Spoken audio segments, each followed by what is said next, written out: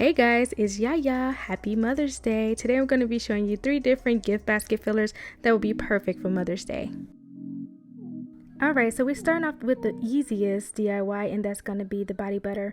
Body butters are super easy because it's just the butter, the oil, and that's it. You melt it down, you bring the temperature back up, and you whip it up. I'm using Kokum Butter and Tucuma Butter today. You guys know I love Kokum Butter, but Tucuma Butter, this is my first time using it, so I wanted to pair it with my favorite butter just to make sure that I do get the perfect texture, okay? So yeah, once you melt it down, you're going to bring the temperature back up. You can place it in the freezer or you can leave it out at room temperature. Once it starts to slightly solidify, go ahead and whip it up. That's it, you guys. It's so easy to make a body butter. It's soothing for the skin, and they also smell amazing. Just give it a try, you guys. I'm sure your mother will love it.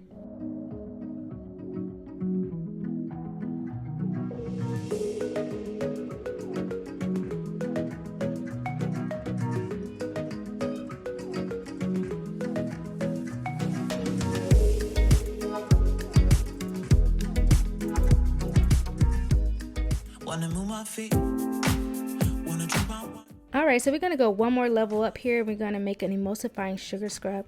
This is pretty similar to the body butter. You're going to add all your waxes, oils, and your butters together and melt them down. Now the sugar and jojoba beads, we can wait for later for those because they're going to be added during the cool down phase. But the rest of the ingredients will be added together and melted down together. I'm using the Oslove emulsifying wax this time. I've never used this before, but it also acts as a thickener, and from my experience it works just like any other emulsifying wax.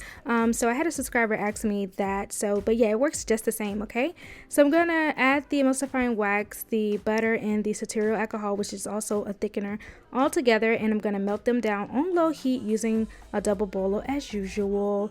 And then I'm gonna bring the temperature back up, and this is when I can start to add my sugar and my jojoba beads. Now I've used jojoba beads before, you guys. It's very exfoliating, and I get them from Oslove Organics as usual, and yeah, they work really well. So I'm using this first, and then I'm gonna add in the organic sugar, and that's it, you guys. That is basically it. Okay, other than that, I added of course my essential oils to give it a really fresh light smell, and then I added my mica. Mica is what's going to give it that beautiful pink color that you're going to see later on. And then of course with this, which is why I'm grading this a level medium, is because it needs a preservative. Okay, so you're wondering, okay, there's no water in here, so why do I need a preservative? That's because this sugar scrub is going to be used in the bathtub or in the shower.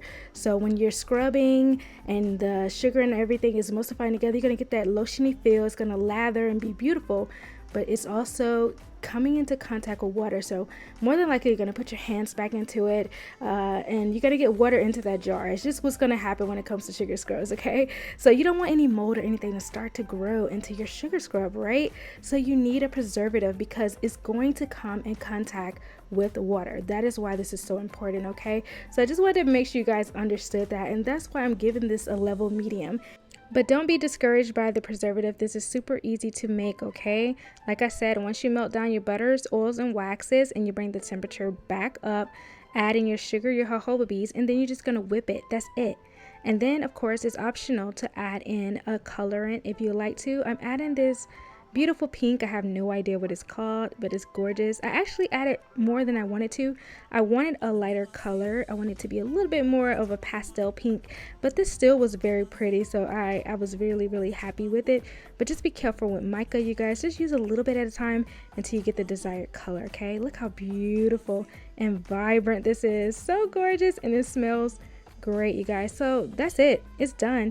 You can go ahead and put this in whatever jar you like, and you're done. Super easy, but medium because you have to use a preservative.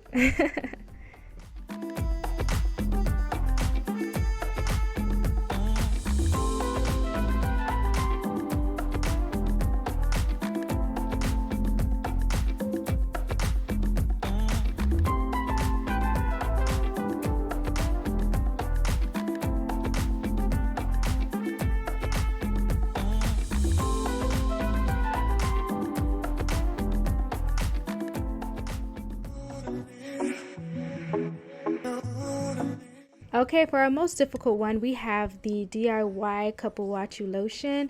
It has a water phase and an oil phase. This is what makes it a little bit more difficult. You have to mix the water phase with the oil phase. You have to emulsify them together. If not, you're going to have something that looks like cottage cheese, or the oil is going to separate from the water because oil and water does not mix. Okay, so that's what makes this harder. But basically, you're going to add all of your water ingredients into one bowl, and then you can add all of your oil and butter and waxes into another one. So I simplified the ingredients the best way I could to show you guys. Okay, so I'm putting both the oil and the water phase in the same pot, and I'm showing you how I'm placing it in the water, and I'm going to place this on the stove on low heat to melt down my butters and also bring my water up to a temperature that will be closer to the oil temperature. You want them to be around the same temperature because this will help them to emulsify better. So you're going to get a very silky smooth velvety lotion that's going to be moisturizing and soft on the skin. Your mom is going to absolutely love it. Now, because of this lotion having a water phase, of course we have to add a preservative as well. You have to, okay? If you don't, you will have to put it in the refrigerator and you will have cold lotion. Okay, so yeah, you add the preservative once it starts to cool down. You can tell it starts to cool down because the viscosity of it will get thicker. It's a little bit more of that nice lotiony texture, and then you will know, okay, I can add my preservative now. Or you can use a thermometer to measure the temperature and see if it's low enough to add your preservative. I'm using Liquid Germal Plus. Anytime I use that, I usually try to make sure the temperature is below 120, I think. So yeah, that you can use that as kind of like a guideline. But that's it, you guys. I put this in the cutest little mini mason jar, and that was it. I was all done. If you notice, most of the jars I used were kind of like that miniature side, and then I placed it in like this DIY basket I did. I really didn't show it because I'm not really good at making baskets, but I did the best that I could, you guys. And yeah, I hope you really like this. I hope you enjoyed these little tiny miniature quick DIYs. They will be the perfect little fillers for any Mother's Day gift basket, you guys. So I really hope you enjoyed this. Please like, subscribe, share the video, leave any comments if you have any concerns. Don't forget to follow me on Instagram and all that good stuff. And yeah, I will see you in the next one. Bye.